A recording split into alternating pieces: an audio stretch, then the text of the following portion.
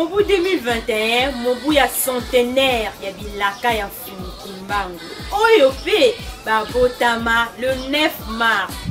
Nzoka nde Mfumukimbangu alakaka biso motangisi.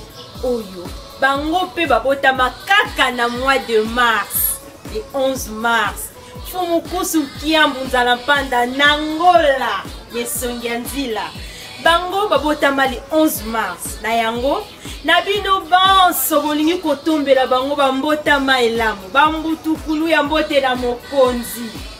Okoki kotinda ba video na bino na ba numéro oyo eza affiché na se ya ba etando na bino. Numéro ya Vuvwa mu télévision botindi ba video na bino, botindi pe lisusu na ba texte ba message na bino. Oyo ekoleka na bande passante ya Vuvwa mu télévision pona kotombela mokonzi.